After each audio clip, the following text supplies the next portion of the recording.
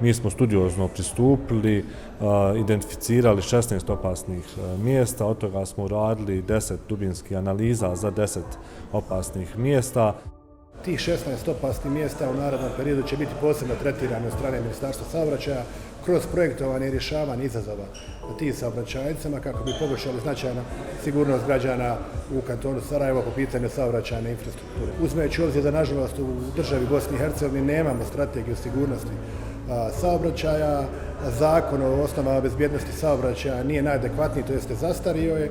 Očekujemo brzo rješavanje tih stvari na državnom nivou, ali ne možemo ništa prepustiti slučaju i čekati više nivoje vlasti. Mi moramo pokrenuti sve ono što je u našoj nadležnosti ovdje i kao što sam već rekao, pokrenuli smo 21. sa pravilnikom, 22. sa studijom.